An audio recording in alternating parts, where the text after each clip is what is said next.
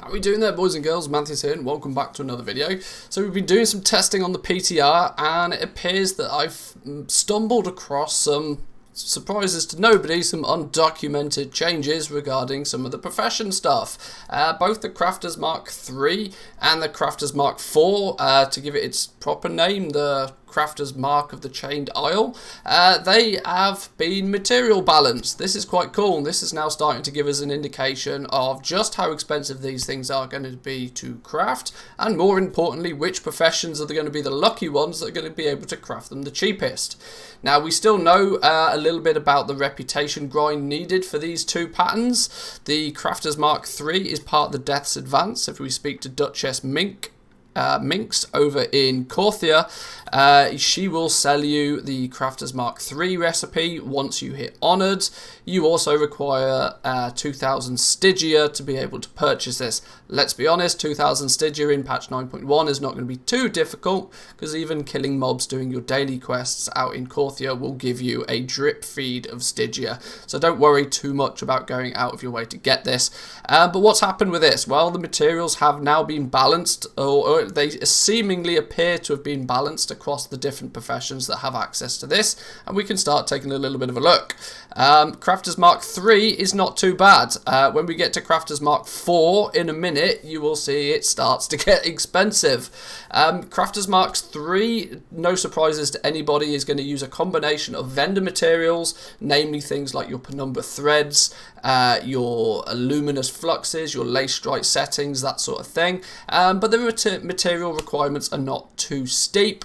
I decided that the easiest way to work out all of the costs for this and do a comparison would be to, yep, you guessed it, throw it into the Shadowlands cheat sheet. This is going to be in the added to the Shadowlands cheat sheet as of this video going live. So if you haven't already, jump into the Discord. I'll leave a link in the description down below. You can jump over to the Shadowlands cheat sheet, make sure you go to File, make a copy, and then you can edit the values to your heart's content. So what I did is I worked out what the materials list is. All you guys need to do if you want to give this a test for your realm's prices currently is put in your realm's prices or your buy prices for the certain materials, and the sheet will do its magic and tell you what's what. But as we can see, for Crafters Mark III, it's not too bad. We're looking at between sort of 250 to 500, maybe no surprises, leatherworking's expensive. Leatherworking's always been expensive. But for the most part, having a pocket jewel crafter who is going to get all those gems seemingly for free by doing the prospecting, if you're not doing anything else with your gems other than vendoring them or trying to find a vendor shuffle for them, this is going to be another option to you. Crafters Mark III, we're going to get our hands on it pretty quickly, and you can basically consider adding an extra couple of hundred gold to the crafting cost of any one of the default items. So of course for that will be your Shadebound set, your Shadow Lace set, and so on and so on. There's not too much to report about Crafters Mark III. It seems to be relatively normal. 100 shrouded cloth, 25 lightless silk if you're a tailor is not too bad at all. If you are one of these, if you sort of focus more so on one of these professions, maybe it's time to start looking at stockpiling a few materials. But of course, my recommendation to everybody is when it comes to stockpiling is don't go crazy. Crafters Mark III, there's not much more to say about it. That's really it. This is going to be the one that people are going to get access to relatively quickly. My money is on people being able to buy the Crafters Mark III either late in the first week if they're really min-maxing their rep grinds, or more than likely going to be the start of week 2 of patch 9.1. Yeah, so let's take a look at Crafters Mark IV then, or the Crafters Mark of the Chained Isle. Now this is slightly different. This is going to be a little bit more of a long-term investment for people. Let's quickly mount up and run down to the vendor for this. There are 2 new factions in Corthia, the second one being the Archivist Codex. You come into this little cave here and you talk to this fella. Once you get into 9.1, all of this will make a little bit more sense to you. But this is in essence Venari 2.0, right? I've done some videos on this before, so check out some of the... I did a video a week or 2 back on the 2 different factions in Corthia. So if you want some more questions, jump onto that one and check it out. But what can you buy from this? Well, you have this weird... It's not necessarily a default reputation bar. It's more like what we saw with Venari, like a standing with Venari. The Archivist Codex, you have tiers of expertise, all the way up to tier 6, I believe.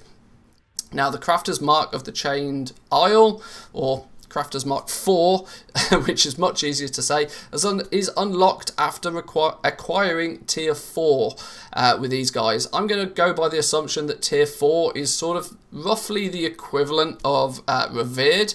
There are 6 tiers with this, so it doesn't really match perfectly. But this is going to be the long-term goal for crafters, and boy, oh boy, do these are going to be expensive. These are going to be really, really expensive. Those that are going to get their hands on these early days are going to see huge benefit from it. So it would be worthwhile doing a little bit of research, maybe jumping on the PTR yourself and having a bit of a test with this Archivist faction. Try and get to grips with it before Shadowlands goes live, so then that you're not kind of learning on the fly. But let's take a look at the materials then. Like I said, these have been balanced. These have been balanced as well. Let's jump over here. Crafter's Mark of the Chained Isle. Here we go then. Now at first glance it doesn't look too bad. It looks like to be, for the most part, the same materials, with the addition of one material. Everybody's favourite vendor item, the Arboreal Shard. This is where the majority of the cost comes from these. Every single Crafter's Mark of the Chained Isle is going to take 16 Arboreal Shards. Oh boy, goblins rejoice with their maximum 20% vendor discount.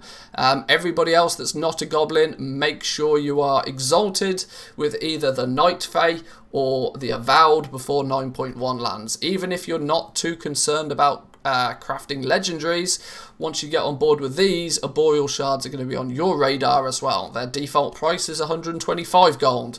With the vendor reputation discount, they come down to 100 gold. That is going to make a world of difference when you are needing 16 for every single optional reagent.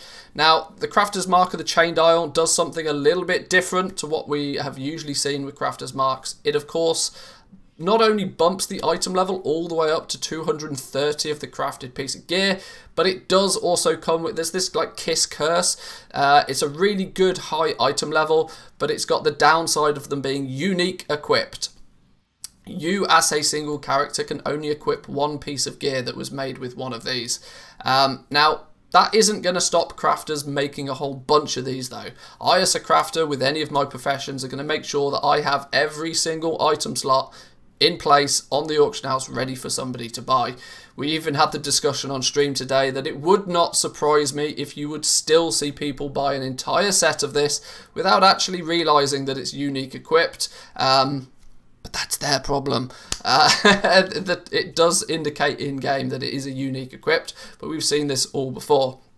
Let's look at prices though. We had a little bit of a look at, like, say between 250 to 500 gold for the Crafter's Mark 3, which is not too bad, right? It's not the end of the world. Let's take a look at what happens when you start adding those Arboreal Shards though. Oh my days, the crafting cost of this gear is going to jump through the roof. You're looking at anywhere between 3,000 to 4,000 gold based on today's prices, and my prices are based on a high population realm, so in theory this could only be even higher for most of you guys. It wouldn't surprise me if on the average realm it costs 5,000 gold just to craft one of these optional reagents. That's before you take into consideration the actual cost of creating the item itself.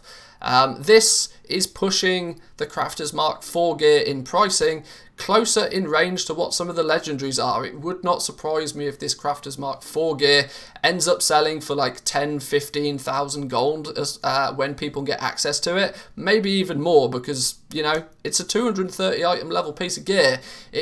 Even by raiding standards, that won't be sniffed at by most. If you're really struggling to fill that one item slot, you've just had bad RNG luck, then you're probably going to go look at the auction house to fill that slot with a nice item level 230 piece of gear before you step foot in the raid. So yeah, prices on this are a bit ridiculous. There is close to, in most cases, nearly 2,000 gold of just vendor materials.